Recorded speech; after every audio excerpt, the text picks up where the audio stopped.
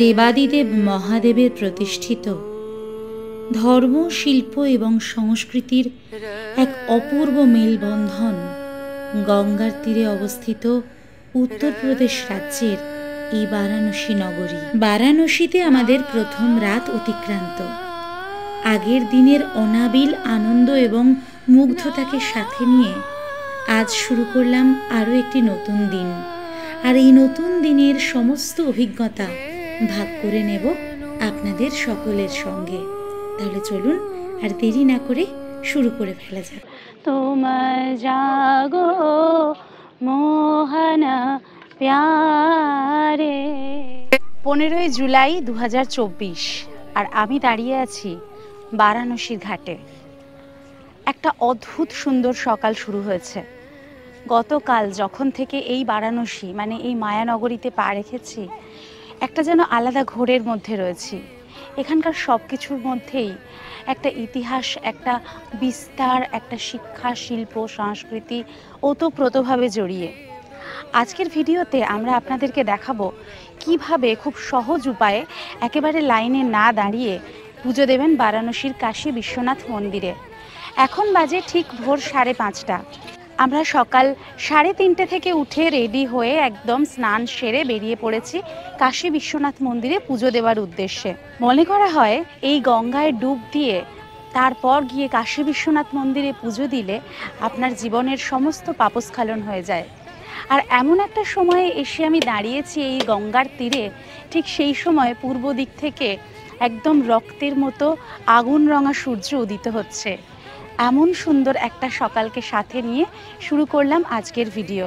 এই ভিডিওটা শেষ পর্যন্ত দেখতে থাকুন। আজ সারা দিন আমরা পুজো দেওয়ার পর কোথায় যাই, কি করি, তার সমস্ত প্ল্যানই থাকবে আজকে আমাদের এই ভিডিওতে। আশা করি এই ভিডিওটা আপনাদের ভালো লাগবে। যদি ভালো লাগে তাহলে অবশ্যই লাইক করে দেবেন। আর যদি আমাদের চ্যানেলে নতুন হয়ে থাকেন আর এখনও আমাদের চ্যানেলটা সাবস্ক্রাইব না করে থাকেন, তাহলে অবশ্যই সাবস্ক্রাইব করে বেল আইকনটা ক্লিক করে দেবেন।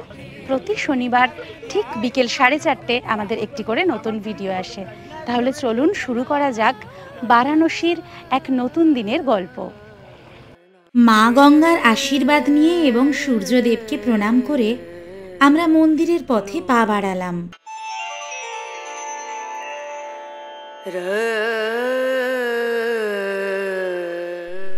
আমরা আমাদের সানরাইজ লজ থেকে জাস্ট নিচে নেমে মীরঘাটের পাড় বরাবর হাঁটতে হাঁটতে এখন চলে এসেছি ললিতা ঘাটে। মানে 100 কি 200 মিটারই হবে। এখানে এরকম সুন্দর একটা বাঁধানো চাতাল করে দেওয়া রয়েছে এবং এই পুরো সংস্কারটা কিন্তু হয়েছে খুবই সাম্প্রতিক কালে। এই যে জায়গাটা, এটার সাথে কিন্তু মন্দিরের একদম সরাসরি একটা সংযোগ রয়েছে। সেই দিকটাতেই যাব। এই মন্দিরের ইতিহাস এবং এই পুজো দেওয়ার নিয়মাবলী সম্পর্কে বিস্তারিত আপনাদেরকে জানাবো। তার আগে চট করে পুজোটা দিয়ে আসি, তারপরে বাকি সব কথা হচ্ছে আপনাদের সাথে।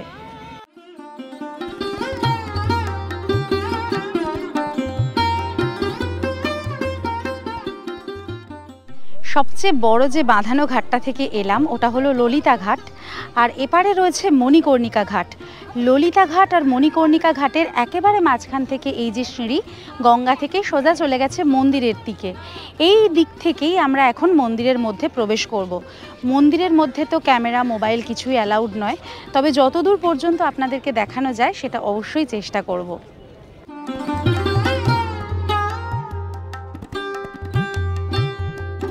যেমনটা বললাম যে নবনির্মিত যে করিডোর, সেই করিডোর থেকে ওপর দিকে সিঁড়ি দিয়ে উঠে আসলাম। রয়েছে এরকম একটা গেট, মানে 3টে দরজা রয়েছে, এটা প্রধান দরজাটা। আর এর বাঁদিকে কিন্তু জুতো রাখার জায়গা রয়েছে। এইখানে আপনি জুতো রেখে ভেতরে ঢুকতে পারেন। আবার অনেককে দেখছি জুতো পরেও ভেতরে যাচ্ছেন, তার মানে ভিতরেও জুতো রাখার জায়গা আছে। সবটাই দেখাচ্ছি। ভেতরে ঢুকছি আমরা এবার। এই বিশ্বনাথ মন্দির প্রতিষ্ঠার যে মূল কিংবদন্তি গল্প রয়েছে সেটা খানিকটা এই রকম। মনে করা হয় একবার ব্রহ্মা আর বিষ্ণু, তাদের মধ্যে কে শ্রেষ্ঠ সেই নিয়ে নিজেদের মধ্যে তারা বিবাদে রত হন। তখন শিব একটা বিশাল আলোক স্তম্ভ রূপে এবং জ্যোতির্লিঙ্গ রূপে আবির্ভূত হন। এবার সেই আলোক স্তম্ভ যে জ্যোতির্লিঙ্গ রূপে উনি আবির্ভূত হয়েছিলেন তার উৎস খুঁজতে বলেন ব্রহ্মা আর বিষ্ণুকে। ব্রহ্মা যান উপরের দিকে, বিষ্ণু যান নিচের দিকে। ব্রহ্মা উপরের দিকে গিয়ে খুঁজে পান না, কিন্তু এসে বলেন যে তিনি খুঁজে পেয়েছেন, কিন্তু বিষ্ণু এসে সত্যি কথাই বলেন। তখন শিব আরও একটি দ্বিতীয় জ্যোতির্লিঙ্গ রূপে আবির্ভূত হয়ে ব্রহ্মাকে অভিশাপ দেন মিথ্যা কথা বলার জন্য এবং বিষ্ণুকে আশীর্বাদ করেন তার সত্যবাদিতার জন্য এবং বলেন যে তিনি সৃষ্টির অনন্তকাল পর্যন্ত পূজিত হবেন। তো এই হচ্ছে এই মন্দির প্রতিষ্ঠার মূল কিংবদন্তি বা মূল ইতিহাস। যেটা বলছিলাম, ভিতরে প্রবেশ করবার পর এইখানে রয়েছে লকার রুম।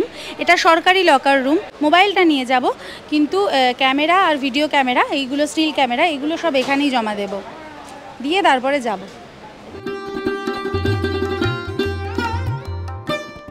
এই যে পুরো লকার রুম, এইখানে ওনারা রেখে দিচ্ছেন আমাদের ব্যাগ আর ক্যামেরার ব্যাগ, সব কিছু আমরা গুছিয়ে রেখে দিয়েছি। ছোট মানি পার্স, জলের বোতল, এগুলো নিয়ে যাওয়া যাবে, মোবাইলটাও আছে। কাশী বিশ্বনাথ মন্দিরের এই নবনির্মিত প্রশস্ত করিডোরের মধ্যে দিয়ে হেঁটে এখন আমরা এগিয়ে যাচ্ছি গেট নাম্বার 1-এর দিকে। গঙ্গা নদীর পশ্চিম তীরে অবস্থিত এই কাশী বিশ্বনাথ মন্দির জ্যোতির্লিঙ্গ মন্দির নামেও পরিচিত, যা শিবের 12টি পবিত্রতম মন্দিরের অন্যতম। এইখান থেকে মন্দিরে যাওয়ার রাস্তাটা চলে গেছে বাঁ দিকে। এই যে রাস্তাটা চলে যাচ্ছে, ওই দিক থেকে ওয়ে টু টেম্পল লেখা আছে, যেতে হবে আমাদের। আর এই যে অমৃত ভবন, এইখানে সমস্ত খাবারের দোকানগুলো আছে, ওই দিক দিয়ে আমরা এলাম। আর এর বিভিন্ন জায়গায় কিন্তু জুতো রাখারও জায়গা রয়েছে, এই যে এরকম।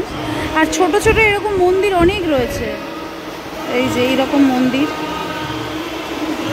আর এই যে একদম এখান থেকে বাবা বিশ্বনাথের যে প্রধান মন্দির, তার চূড়াটা দেখা যাচ্ছে, দেখুন। এই যে দাঁড়ান, দেখানোর চেষ্টা করছি, এই যে সোনায় বাঁধানো চূড়া।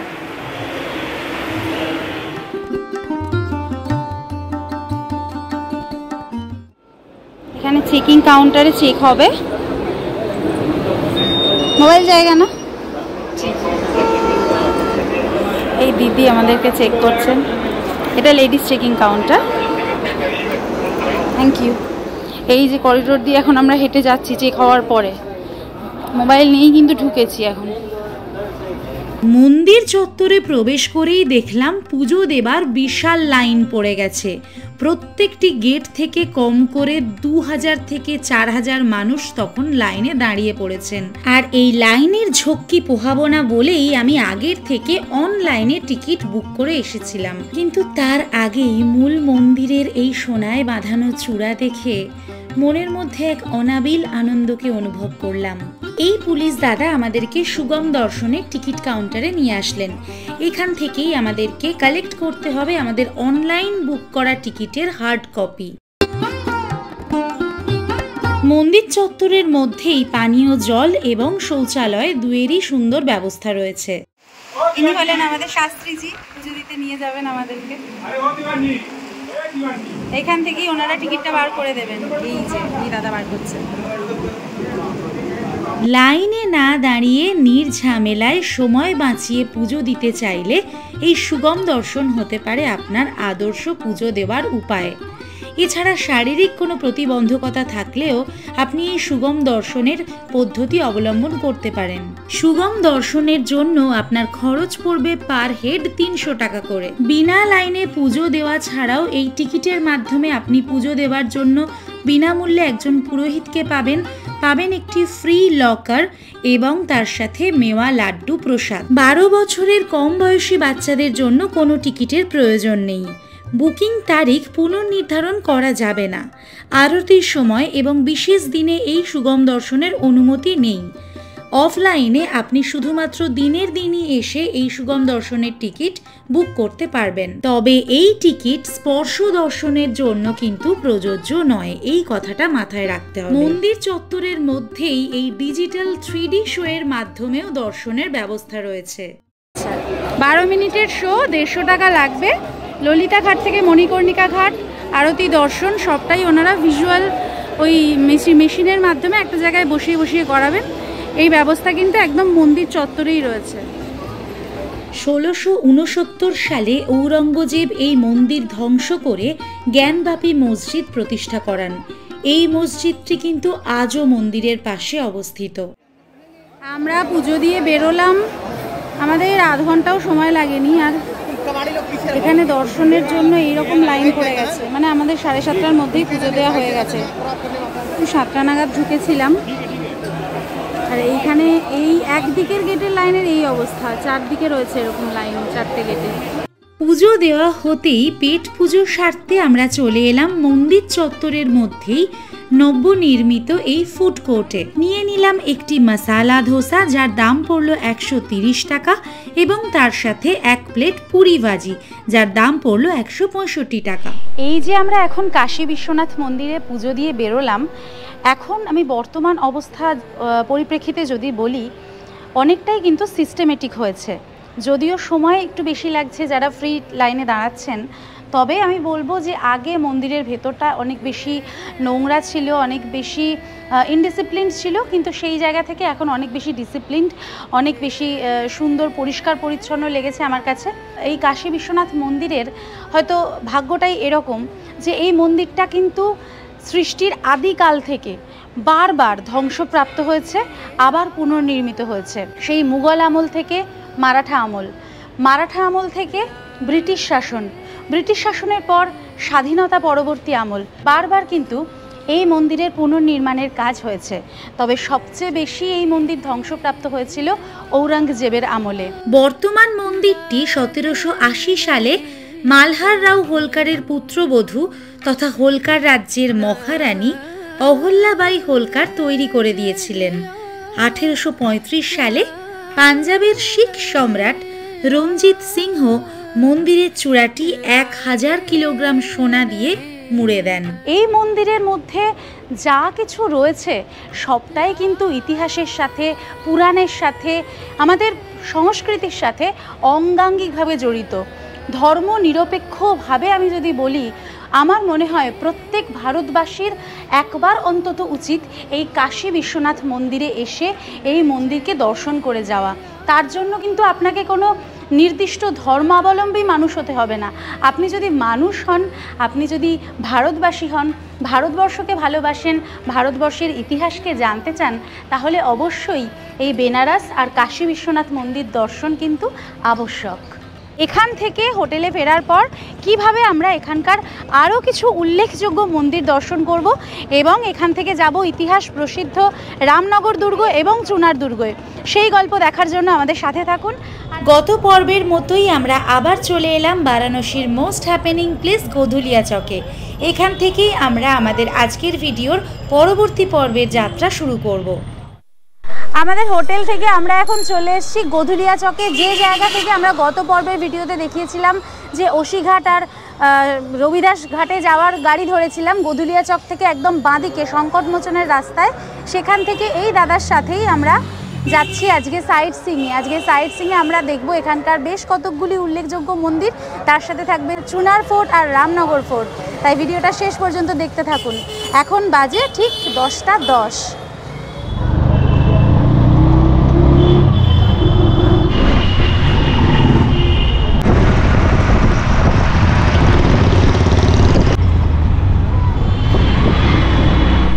চলে এসেছি গোধুলিয়া চক থেকে মাত্র 3 কিলোমিটার দূরে আমাদের আজকের সাইট সিইংয়ের প্রথম স্পট, এখানকার বিখ্যাত দুর্গা মন্দিরে। এই দুর্গা মন্দিরে দেবী দুর্গাই মূল দেবী রূপে পূজিত হন। মনে করা হয় 18 শতকে নাটোরের রানী ভবানী এই মন্দির প্রতিষ্ঠা করেছিলেন। চলুন মন্দিরের ভিতরে প্রবেশ করি, মন্দিরটা দেখি।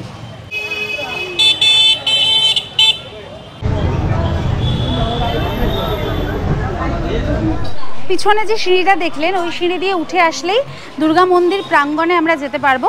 এখানে কিন্তু দুদিকে রয়েছে নানান ধরনের পুজোর সামগ্রী এবং আরও অন্যান্য দোকান, এখান থেকে আপনারা কেনাকাটাও করতে পারেন।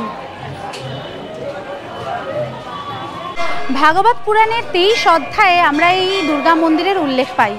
সেই পুরাণে রয়েছে বারাণসীর রাজা, তিনি একবার তার মেয়ে শশীবালার জন্য বিবাহের স্বয়ংবরের আয়োজন করেছিলেন, কিন্তু সেই বিবাহের আয়োজন করার পর উনি জানতে পারেন যে ওনার মেয়ে বনবাসী সুদর্শনের সাথে প্রেমে জড়িয়ে পড়েছেন।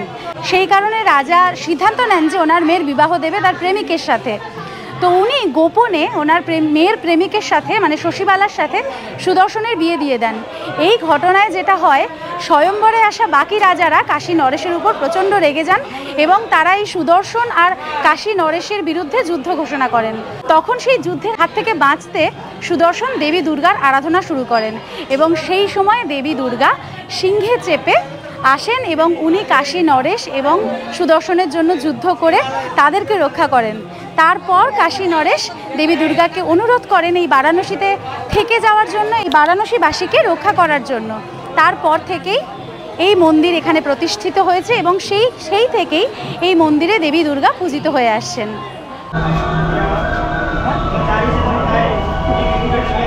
এই দুর্গা মন্দিরটি দুর্গা কুণ্ড মন্দির নামেও কিন্তু পরিচিত, কারণ এই মন্দিরের পাশেই রয়েছে একটি কুণ্ড বা পুকুর, যা আগে গঙ্গা নদীর সঙ্গে যুক্ত ছিল। দুর্গা মন্দির থেকে বেরিয়ে আমরা এখন একটা পুদিনার জল খাচ্ছি। যেরকম বলবেন উনি সেরকমভাবে কাস্টমাইজ তৈরি করে দেবেন। 20 টাকা করে গ্লাস। খেয়ে দেখি। হ্যাঁ, একদম পারফেক্ট হ্যাঁ, বহুত আচ্ছা। ওয়া আমরা দুর্গা মন্দির থেকে বেরিয়ে আসলাম। বেরিয়ে এই যে মোড়টা যেখানে আমাদের অটোটা পার্ক করেছে, ওখান থেকে ডান দিকে সোজা চলে গেলে দেখুন ওই যে গাছটা দেখা যাচ্ছে, ওই গাছের পিছনেই রয়েছে তুলসী মানস মন্দির। এখন তুলসী মানস মন্দির দর্শনেই আমরা যাচ্ছি।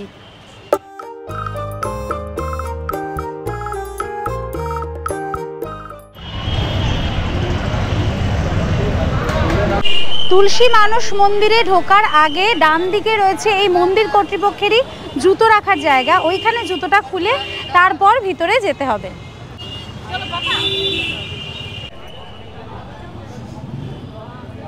তুলসী মানস মন্দির হলো বারাণসীর অন্যতম বিখ্যাত মন্দির। হিন্দু কবি, সন্ত সংস্কারক এবং দার্শনিক গোস্বামী তুলসী দাস এই জায়গায় রামচরিতমানস রচনা করেছিলেন বলেই হিন্দু ধর্মে এই মন্দিরের ঐতিহাসিক এবং সাংস্কৃতিক গুরুত্ব রয়েছে। বিখ্যাত হিন্দু মহাকাব্যগুলির মধ্যে একটি হলো রামায়ণ। আর রামায়ণ রচনা করা হয়েছিল সংস্কৃত ভাষায় 500 থেকে 100 খ্রিস্টপূর্বাব্দের মধ্যে। সেটা লিখেছিলেন কবি বাল্মীকি। সংস্কৃত ভাষায় রচিত মহাকাব্য রামায়ণকে হিন্দি ভাষায় অনুবাদ করে সমস্ত মানুষের কাছে তা বোধগম্য করে তুলেছিলেন স্বয়ং তুলসীদাস। রামচরিতমানসের রচয়িতাকে এইখানে মনে রাখবার জন্য বা স্মরণে রাখবার জন্য এই মন্দির প্রতিষ্ঠা করা হয়েছে। 1964 সালে সুরেখা পরিবারের অর্থায়ন দ্বারা এই মন্দিরের নির্মাণ কাজ সমাপ্ত হয়। এই মন্দিরটি উদ্বোধন করেন ডক্টর সর্বপল্লী রাধাকৃষ্ণন। এই তুলসীদাস মন্দিরের ভেতরটা কিন্তু একদম আলাদা রকমই সুন্দর। আর এইখানে মন্দির গাত্রে পুরো রামায়ণকে লেখা রয়েছে, সেটাও আপনারা সময় যদি হাতে থাকে পড়ে দেখতে পারবেন। তাহলে আপনারা যদি বেনারসে আসেন এই তুলসীদাস মন্দির থেকে একবার অবশ্যই ঘুরে যাবেন। এরপরই আমরা চলে এলাম মন্দির নগরীর পরের মন্দিরটিতে, আর এটি হলো বারাণসীর অন্যতম পবিত্র এবং জনপ্রিয় ত্রিদেব মন্দির। ত্রিদেব অর্থাৎ 3 দেব, ব্রহ্মা, বিষ্ণু এবং মহেশ্বর পূজিত হন এই মন্দিরে। মন্দিরটি গঙ্গা, যমুনা এবং সরস্বতী নদীর সঙ্গম স্থলে অবস্থিত। হিন্দু পুরাণ অনুযায়ী ভগবান ব্রহ্মা এই স্থানেই বিশ্ব ব্রহ্মাণ্ড সৃষ্টি করেছিলেন, তাই এটি হিন্দুদের জন্য অত্যন্ত পবিত্র একটি স্থান হিসাবে গণ্য করা হয়। মন্দিরে দর্শনের সময় ভোর 4টে থেকে দুপুর 12টা এবং বিকেল 3টে থেকে রাত 10টা পর্যন্ত। দাঁড়িয়ে আছি গোধুলিয়া চক থেকে মাত্র 4 কিলোমিটার দূরে অবস্থিত সংকট মোচন মন্দিরে। মনে করা হয় 16 শতকের গোড়ার দিকে এই মন্দির প্রতিষ্ঠা করেছিলেন রামচরিতমানসের রচয়িতা তুলসী দাস এবং এইখানে উনি হনুমানজির মন্দির প্রতিষ্ঠা করেছিলেন।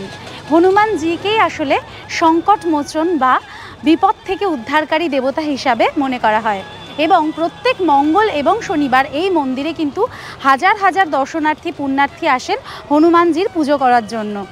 আর এটাও বিশ্বাস করা হয় যে তুলসীদাস যে রামচরিত মানসের শ্লোকগুলি লিখেছিলেন তার অধিকাংশ শ্লোক উনি লিখেছিলেন এই সংকটমোচন মন্দিরে বসেই। ওসিঘাটের কাছে অবস্থিত এই সংকটমোচন মন্দির উত্তরপ্রদেশের বারাণসী জেলার একটি অন্যতম প্রধান দর্শনীয় স্থান। ভিডিও করা বারণ এই মন্দিরের মধ্যে, তাই বাইরে থেকে আপনাদেরকে মন্দির চত্বরটা দেখিয়ে দিচ্ছি। মন্দিরের পাশেই রয়েছে শু স্ট্যান্ড, ওখানে জুতো রেখে মোবাইল ক্যামেরা সমস্ত জমা রেখে আপনারা ঢুকতে পারেন মন্দিরের মধ্যে। এই হলো মন্দিরের প্রবেশদ্বার। সংকটমোচন মন্দির দর্শন করে এবার আমরা এগিয়ে চললাম বেনারস হিন্দু ইউনিভার্সিটি চত্বরে গড়ে ওঠা বিড়লা মন্দিরের দিকে। সংকটমোচন মন্দির থেকে এই মন্দিরের দূরত্ব প্রায় 3.5 কিলোমিটার। 1898 সালে অ্যানি বেসান্ত কর্তৃক প্রতিষ্ঠিত সেন্ট্রাল হিন্দু কলেজকেই অধিগ্রহণ করে এই ইউনিভার্সিটি। বেসান্তের পর রামেশ্বর সিং মহারাজার সমর্থনে মদন মোহন মালভিয়া বিশ্ববিদ্যালয়টি প্রতিষ্ঠা করেছিলেন।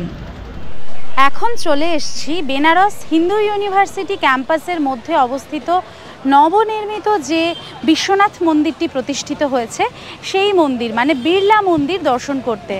এখন কিন্তু বারাণসীতে আসলে এই বিড়লা মন্দির ভিজিটটা একদম আবশ্যক হয়ে গেছে, কারণ আমরা জানি যে প্রায় 900 বছর ধরে যে মূল কাশী বিশ্বনাথ মন্দির তা বারবার ধ্বংসপ্রাপ্ত হয়েছে এবং পুনর্নির্মিত হয়েছে।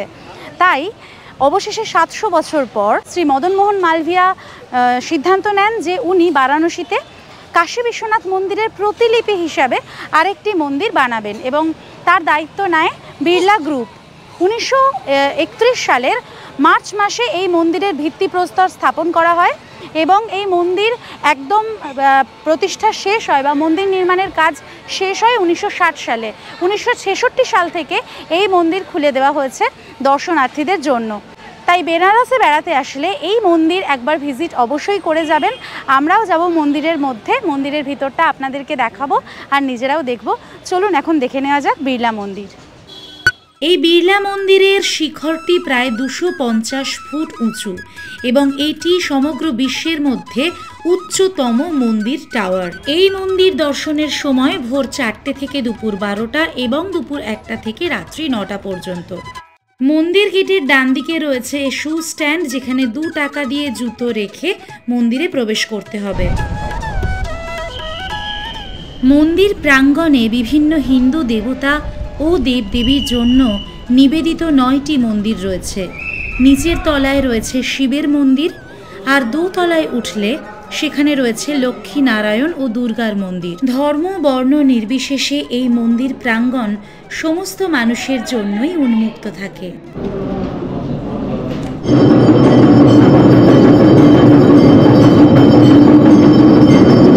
এই মন্দির কিন্তু খোলা থাকে দুপুর 12টা পর্যন্ত। এখন সবাইকে বার করে দিচ্ছে, আবার এই মন্দির খুলবে দুপুর 1টার সময়। দাঁড়িয়ে আছি বেনারস হিন্দু ইউনিভার্সিটির চত্বরে, আর বিড়লা মন্দির থেকে বেরিয়ে সামনেই এরকম জমজমাট একটা এরিয়া রয়েছে। এই বেনারস হিন্দু ইউনিভার্সিটি কিন্তু অনেকখানি জায়গার ওপরে প্রতিষ্ঠিত, আর এখানে দাঁড়িয়ে না একটা কীরকম শান্তিনিকেতনে সেই বিশ্বভারতী ফিল আসছে। তো যাই হোক, এই ইউনিভার্সিটির যে মূল প্রাঙ্গণ সেটা হচ্ছে প্রায় 5.5 কিলোমিটার জায়গা জুড়ে বিস্তৃত, যেটা দান করেছিলেন কাশী নরেশ প্রভু নারায়ণ সিংহ। আর এই ক্যাম্পাসের দক্ষিণ যে প্রান্ত সেটা হচ্ছে প্রায় 11 কিলোমিটার জায়গা জুড়ে, সেটা দান করেছিলেন আদিত্য নারায়ণ সিংহ। তো এই সমস্ত জায়গাটা নিয়েই এই হিন্দু ইউনিভার্সিটি কিন্তু এশিয়ার বৃহত্তম একটা ইউনিভার্সিটির আখ্যা পেয়েছে এবং এখানে অনেক উল্লেখযোগ্য মানুষ যেমন পড়াশুনো করেছেন তেমন অনেক উল্লেখযোগ্য মানুষ কিন্তু এখানে শিক্ষাও দিয়েছেন। তার মধ্যে উল্লেখযোগ্য কিছু নাম হচ্ছে এপিজে আব্দুল কালাম, সুচেতা কৃপালিনী আরও প্রমুখ। এবং এক্স স্টুডেন্ট বা প্রাক্তন ছাত্রদের নামের তালিকায় কিন্তু হরিবংশ রায় বচ্চনের নামও আমরা পেয়ে থাকি। তাহলে বুঝতেই পারছেন তো কতটা কালচারালি এনরিচ এই বেনারস শহর। শুধুমাত্র ধর্মের জন্য বা ধর্মচর্চার জন্য নয়, শিল্প, শিক্ষা এবং সংস্কৃতি চর্চার জন্যও কিন্তু আদর্শ একটি শহর হলো এই বেনারস। বেনারস হিন্দু ইউনিভার্সিটির ক্যাম্পাস থেকে বেরিয়ে এবার আমরা চললাম রামনগর ফোর্টের উদ্দেশ্যে। এই বিড়লা মন্দির থেকে রামনগর ফোর্টের দূরত্ব প্রায় 5.5 কিলোমিটার, আর আমাদের গাড়িতে সময় লাগবে 20 মিনিট থেকে 25 মিনিট মতন। এরপর আমরা গঙ্গা নদীর ওপর রামনগর ব্রিজ ক্রস করে এগিয়ে চললাম রামনগর ফোর্টের দিকে। রামনগর ব্রিজ ক্রস করে রামনগর ফোর্টে ঢোকার আগেই আপনাকে অবশ্যই থামতে হবে এই শিব প্রসাদ লস্যি ভাণ্ডারে। বেনারসে আসলে যেটা ট্রাই করতেই হবে সেটা হলো এই মালাই লস্যি। রামনগর ফোর্টে ঢোকার আগে রাস্তার ডান দিকে পড়বে এই শিব প্রসাদ লস্যি ভাণ্ডার। আমাদের অটোর যিনি দাদা আছেন উনি বললেন যে এই দোকান থেকে লস্যি খাও, খুব ভালো। তো আমরা নিয়েছি এই মালাই লস্যি, 50 টাকা করে নিয়েছে। একবার খেয়ে দেখি, প্রচণ্ড ঘন কিন্তু।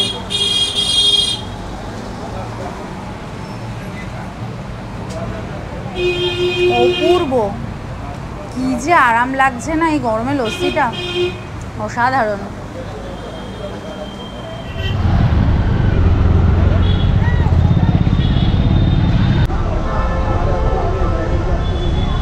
গোদুলিয়া থেকে প্রায় 7 কিলোমিটার দূরে অবস্থিত আমরা এখন চলে এসেছি এখানকার অত্যন্ত বিখ্যাত একটা পর্যটন স্থল রামনগর ফোর্টে। এই রামনগর ফোর্টের মধ্যেই রয়েছে একটা মিউজিয়াম। এই মিউজিয়ামের টাইমিং হচ্ছে সকাল 10টা থেকে বিকেল 5টা। মিউজিয়ামের জন্য আলাদা করে টিকিট কাটতে হয়। ফোর্ট চত্বরে ঢোকার জন্য কোনো টিকিট লাগে না, তবে মিউজিয়াম দেখতে গেলে টিকিট পড়বে পার হেড 80 টাকা করে। দাঁড়িয়ে আছি ইতিহাস প্রসিদ্ধ রামনগর ফোর্টের মধ্যে। এই রামনগর ফোর্ট প্রতিষ্ঠা করেছিলেন 1750 সালে এই কাশীর রাজা বলবন্ত সিং। চুনার বেলে পাথরে তৈরি এই রামনগর ফোর্ট কিন্তু মুঘল স্থাপত্যের একটা অন্যতম নিদর্শন। যদিও এই ফোর্টের মধ্যে ঢুকলে চারপাশটা দেখলে আপনার একটু মনটা খারাপ হবে, কারণ রক্ষণাবেক্ষণের অভাব চোখে পড়ার মতন। তবুও আমরা এই ইতিহাস প্রসিদ্ধ জায়গায় যখন এসেছি, চারপাশটা একটু ঘুরে দেখার চেষ্টা করব। এই সময় আমাদের ঘড়িতে 1:45 বাজে। প্রচণ্ড হিউমিড ওয়েদার আজকে, রোদ যেরকম উঠেছে সেই রকমই গরম। তাও আমরা সিদ্ধান্ত নিলাম যে মিউজিয়ামের ভিতরে আমরা ঢুকবো না, কারণ ওর ভিতরে ক্যামেরা ভিডিও অ্যালাউড নয়। প্রাচীনকালের বেশ কিছু জিনিস যদিও আছে মিউজিয়ামের ভেতরে, এটা সম্পূর্ণ আপনাদের চয়েস যে আপনারা ভেতরে যাবেন কি যাবেন না। শোনা যায় তুলসীদাসের লেখা কিছু রামচরিতমানসের পাণ্ডুলিপি, পুরানো কাশী রাজাদের ব্যবহৃত গাড়ি, আরও নানান রকম এরকম প্রাচীন জিনিস আপনারা পাবেন। রামনগর ফোর্ট বিশেষত উল্লেখযোগ্য, কারণ এখানে কিন্তু কাশীর রাজারা বসবাস করতেন। রীতিমতো ওনাদের বসত বাড়ি ছিল এই রামনগর ফোর্ট, এবং এখনও তারা মানে একটা অংশে তাদের যে বংশধরেরা রয়েছে তারা কিন্তু বসবাস করেন এই রামনগর ফোর্টের একটা অংশের মধ্যেই। এই রামনগর দুর্গের বৈশিষ্ট্য হল এর অর্ধচন্দ্রাকার বারান্দা, খোলা উঠোন ও সুন্দর প্যাভিলিয়নগুলি। যদিও রক্ষণাবেক্ষণের অভাব এখানে স্পষ্টতই চোখে পড়ার মতো, তবে ইতিহাস এবং ঐতিহ্যের যে মেলবন্ধন ঘটেছে এই রামনগর ফোর্টে, তা আর আলাদা করে বলার অপেক্ষা রাখে না। বারাণসীর তুলসী ঘাটের একেবারে বিপরীতে গঙ্গার পূর্ব উপকূলে এই রামনগর দুর্গ অবস্থিত। বাংলা, হিন্দি সহ বহু বিখ্যাত সিনেমার শুটিং হয়েছে রামনগর ফোর্ট সহ সম্পূর্ণ বেনারসে। এখানে দুর্গের একটি অংশ বিশেষই জনসাধারণের জন্য খোলা থাকে। রামনগর ফোর্ট থেকে বেরিয়ে এখন আমরা চলেছি চুনার ফোর্টের উদ্দেশ্যে। এই রামনগর ফোর্ট থেকে চুনার ফোর্টের দূরত্ব প্রায় 30 কিলোমিটার মতন। অনেকখানি রাস্তা, আমাদের ওই 45 মিনিট থেকে 1 ঘন্টা মতন সময় লাগবে। আর এখন বাজে ঘড়িতে 1:15। আমরা রাস্তাতেই কোনো একটা ভালো হোটেল পেলে সেখান থেকে লাঞ্চ সেরে নেব।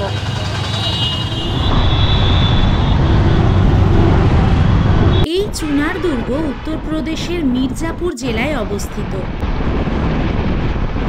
আমরা মির্জাপুর বারাণসী রোড ধরে এগিয়ে চললাম চুনার ফোর্টের দিকে। কাশিয়া নদীর ওপর থেকে চুনার ফোর্টে যাওয়ার পথে আমরা এখন চলে এসেছি অঙ্কুর ধাবাতে আমাদের দুপুরের লাঞ্চটা সেরে নিতে। এই লাঞ্চে আজকে নিয়েছি এখানে সবজি ভাত, আর বলছিলাম হাফ প্লেট ডিম দিতে, তো ডিমের সাথেও দেখছি এতটা ভাত দিয়েছে। আর এটার দাম 120 টাকা, মানে আন্ডা কারি হাফ প্লেট নিলে 120 টাকা, তার সাথে ভাত দেবে বা রুটি দেবে। আর এই সবজি ভাত যেটা দেখতে পাচ্ছেন এটার দাম 120 টাকা। এটা খেয়ে তারপরে আবার আমরা চুনার ফোর্টের দিকে এগোবো। এখান থেকে আমরা চলে এসেছি মানে বেশিরভাগ রাস্তা, আর 13 কিলোমিটার মতন রাস্তা বাকি আছে। তো খাওয়া দাওয়া সেরে নিই, তারপরে আবার চুনার ফোর্টে গিয়ে আপনাদের সাথে দেখা হচ্ছে। এখন আমরা জামুই বাজারের উপর দিয়ে যাচ্ছি। বেনারস ভ্রমণে সারা দিনে আপনারা যে কয়টি বাঁধা ধরা স্পট দেখবেন, তা ছাড়াও আপনি যদি ইতিহাসকে ভালোবাসেন, বেনারস ভ্রমণের ইতিউতি সর্বত্র খুঁজে পাবেন ইতিহাসের ছোঁয়া। চলে এসেছি আমরা চুনার ফোর্টের একদম কাছে। সবুজে ঘেরা পুরো চারদিকটা। মির্জাপুর জেলায় অবস্থিত এই চুনার ফোর্ট বারাণসী থেকে প্রায় 32 কিলোমিটার দূরে অবস্থিত। এই চুনার ফোর্টের সবচেয়ে কাছের রেলওয়ে স্টেশন কিন্তু দীনদয়াল উপাধ্যায়। আমরা যখন বারাণসী এসেছিলাম আপনাদেরকে দেখিয়েছিলাম ওই প্ল্যাটফর্মটা। দীনদয়াল উপাধ্যায় থেকে কিন্তু আপনারা সরাসরি এই চুনার ফোর্টে চলে আসতে পারেন। আর ডান দিকটা দেখুন কি সুন্দর সবুজ, পাহাড় মতো উঠে গেছে।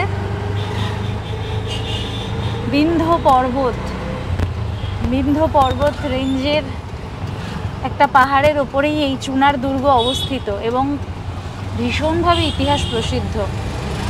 এসে গেছি আমরা চুনার ফোর্টে, আর এই যে দেখা যাচ্ছে গঙ্গা নদী। অসম্ভব বিউটিফুল একটা জায়গা। দেখুন এই হলো পুরো গঙ্গা নদী, আর একদম তার গা ধরে ফোর্টে যাওয়ার রাস্তা।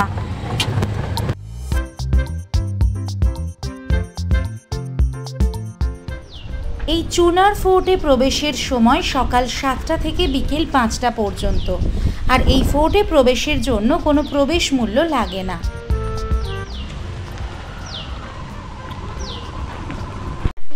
ঢুকে পড়েছি আমরা চুনার ফোর্টে। যে মেন ফটকটা দেখালাম ওই ফটক দিয়ে ঢুকে বাঁ দিকে মানে ফোর্টটা ঘোরার জন্য আপনাকে আসতে হবে। ডান দিকটায় যাওয়া একেবারেই বারণ। এই বাঁ দিকে রাস্তাটা দিয়ে সবে আমি যাচ্ছি, ভেতরটাতে যাই। কিন্তু এত গরম কি বলবো। তবে এখানে নামার পরে কিন্তু বেশ গাছপালা আছে, তো এই জায়গাটায় হাওয়া দিচ্ছে, ওইটাই ভালো লাগছে।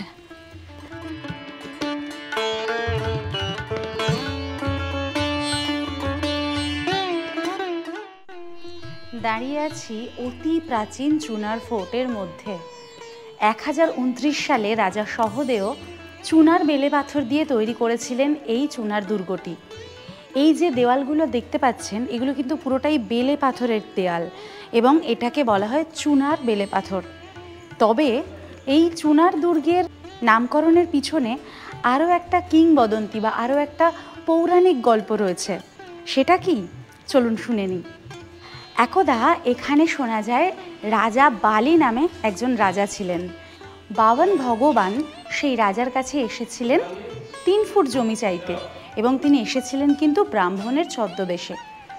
রাজার কাছে এসে যখন একজন ব্রাহ্মণ 3 ফুট জমি চাইলেন, দয়ালু রাজা তৎক্ষণাৎ রাজি হয়ে গেলেন।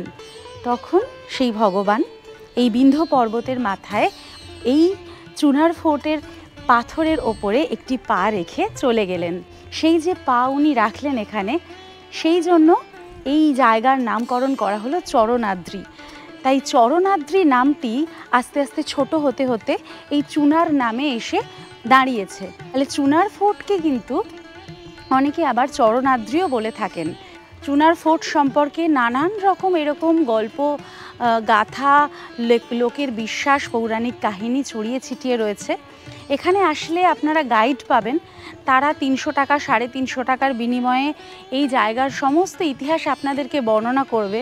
তবে সেই ইতিহাসের মধ্যে কিন্তু সত্যি আর গল্প, মানে কল্পনা আর সত্যির খানিকটা মানে মেলবন্ধন থাকবে।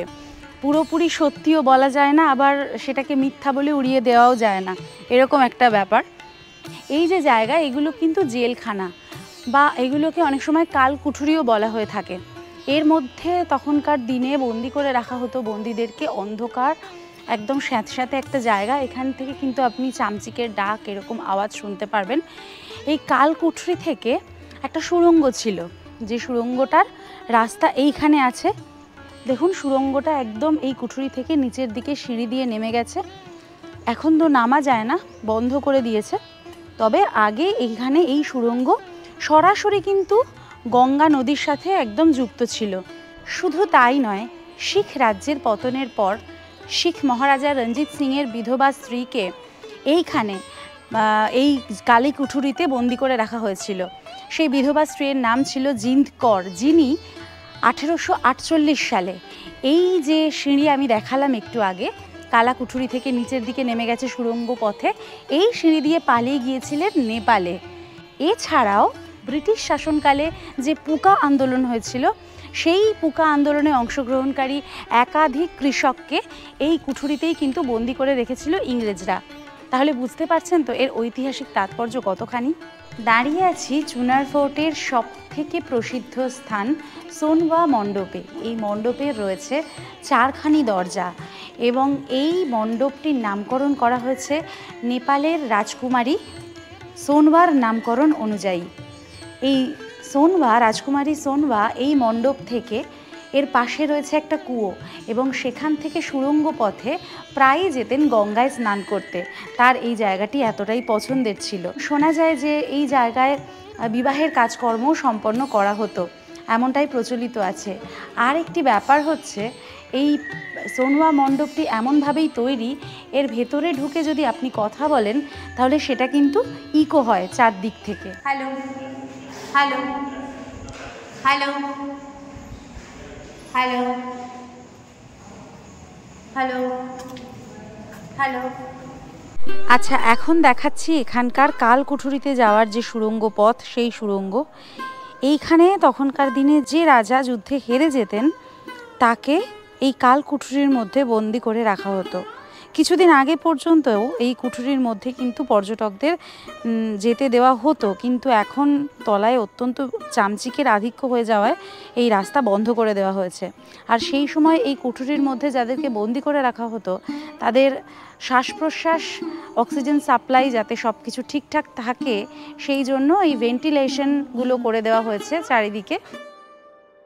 চুনার ফোর্ট চত্বরেই রয়েছে রাজা বিক্রমাদিত্যের ভাই ভর্তুহরিনাথের জীবন্ত সমাধি মন্দির।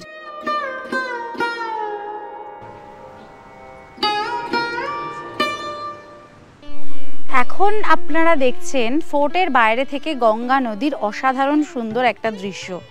আর এই জায়গা থেকে প্রত্যেক দিন সানসেটটা কী যে অসম্ভব সুন্দর লাগবে সেটা তো আর বলার অপেক্ষা রাখে না। তবে সবচেয়ে গুরুত্বপূর্ণ তথ্যটি হলো, গঙ্গার গতিপথে শুধুমাত্র এই স্থানেই গঙ্গা নদী দক্ষিণ থেকে উত্তরে প্রবাহিত হয়েছে এবং যার ফলে সৃষ্টি হয়েছে বারাণসী নগরীর।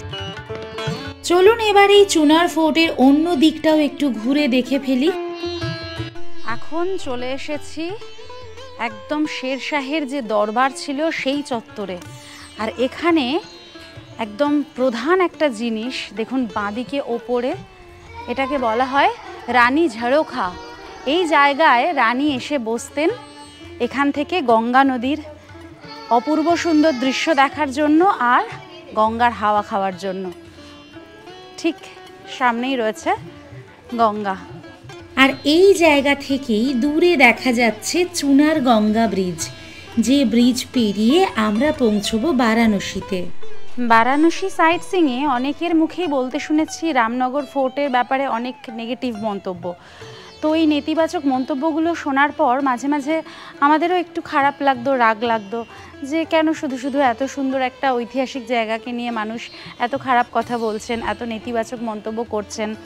তবে সত্যি আজকে ওখানে ভিজিট করার পরে, ওই জায়গা থেকে ঘুরে আসার পরে আমারও মনে হচ্ছে যে ওই জায়গায় যতটা কম সম্ভব সময় লাগিয়ে আপনারা যদি এই চুনার ফোর্টে এসে যতটা বেশি সময় কাটানো যায় এবং বিকেল অবধি এখানে থাকা যায় সেইটা করতে পারেন, তাহলে কিন্তু অনেক বেশি ভালো লাগবে। কারণ এখানে সব দিকটা ঘুরে আপনি দেখতে পারবেন। আর রামনগর ফোর্ট থেকে গঙ্গায় যাওয়ার যে জায়গাটা ছিল, যে রাস্তাটা ছিল, সেটাকেও বন্ধ করে দেওয়া হয়েছে। আর মিউজিয়ামের যে টিকিটটা, সেটা 5 টাকা থেকে বাড়িয়ে এখন 80 টাকা অবধি করা হয়েছে, তো যেটা আমার কাছে একটু বেশি লেগেছে। যাই হোক, পুরোটাই আপনাদের চয়েস, পুরোটাই আপনাদের পছন্দের ওপরে। তবে আমার সাজেশন থাকবে, যদি বারাণসীতে আসেন আপনারা একটু বেশি পয়সা দিয়ে গাড়ি ভাড়া করে এইখান থেকে এসে, মানে এই চুনার ফোর্ট থেকে এসে ঘুরে যান। তবে বেশি মানে কিন্তু খুব বেশিও নয়। দেখুন আজকে আমরা যে এই এতটা সাইট সিইং করলাম, তারপরে এখন আবার ফিরে যাব, এই পুরো সারাদিনের গাড়ি ভাড়া কিন্তু আমাদের পড়ছে মাত্র 1600 টাকা। তো এটা আমার কাছে অনেকই কম মনে হয়েছে। আপনারা চাইলে কিন্তু অনায়াসে এই ট্যুরটা করতে পারেন। এই এলাকাতেই রয়েছে 15 ফুটের গভীর একটি কুয়ো, যার জল খাবার এবং স্নানের জন্য পূর্বে ব্যবহার করা হতো। তবে বর্তমানে কিছু সেলফি প্রেমিকদের জন্য এখানে বেশ কয়েকটি দুর্ঘটনা ঘটে যাওয়ায় ফেন্সিং দিয়ে এই কুয়োর চারপাশটি আটকে দেওয়া হয়েছে। আমাদের সামনে রয়েছেন এই চুনার ফোর্টে 3 জন গাইড দাদা। আপনারা আসলে এনাদের মধ্যে থেকে যে কোনো কাউকে চুজ করতে পারেন, প্রত্যেকেই খুব ভালো। দাদা আপনার নাম আর ফোন নাম্বার? मेरा नाम है सर गणेश गोस्वामी। मेरा नंबर है 9621659709 है। मनीष कुमार। मेरा चिंटू गोस्वामी नाम है। मेरा मोबाइल नंबर 9170811005। ঠিক আছে, আমরা দিয়ে দেবো, স্ক্রিনে দিয়ে দেবো, ডেসক্রিপশন বক্সেও থাকবে। এনাদের সাথে যোগাযোগ করে আসবেন, এনারা অনেক তথ্য দেবেন এই চুনার ফোর্ট সম্পর্কে। চুনার ফোর্টকে বিদায় জানিয়ে এবার আমরা বারাণসী ফেরার পথ ধরলাম। আর কিছুক্ষণ আগে চুনার ফোর্ট থেকে যে ব্রিজ আমরা দেখছিলাম, সেই চুনার গঙ্গা ব্রিজ পার হয়েই আমরা এখন এগিয়ে চলেছি।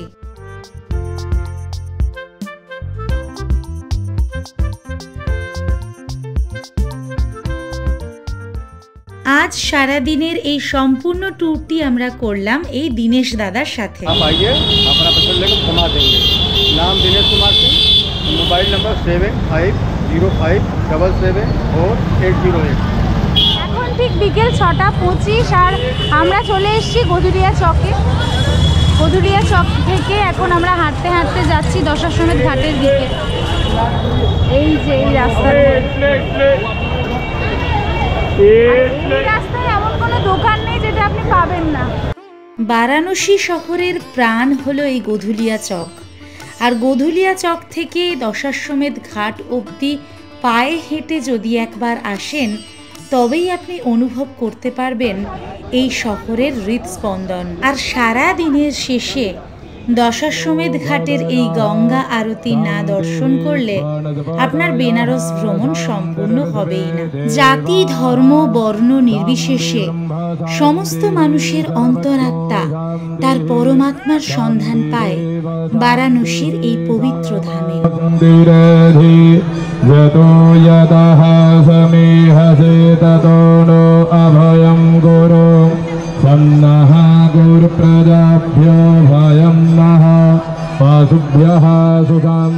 আমাদের এই ভিডিওটা যদি ভালো লেগে থাকে তাহলে অবশ্যই ভিডিওটাতে একটা লাইক করে দেবেন, কমেন্টের মাধ্যমে আপনাদের মূল্যবান মতামত আমাদেরকে জানাবেন, শেয়ার করে দেবেন সকলের সাথে। আর অবশ্যই অবশ্যই অবশ্যই সাবস্ক্রাইব করতে ভুলবেন না সঙ্কিতানু ব্লগস অন ইউটিউব। প্রতি শনিবার ঠিক বিকেল 4:30 একটা করে নতুন ভিডিও আসে আমাদের চ্যানেলে, তাই আমাদের সাথে থাকুন, আমাদের পাশে থাকুন। দেখা হচ্ছে খুব তাড়াতাড়ি আপনাদের সকলের সাথে আবার একটা নতুন ভিডিও নিয়ে। ততক্ষণ পর্যন্ত ভালো থাকবেন, সুস্থ থাকবেন, অ্যান্ড টাটা।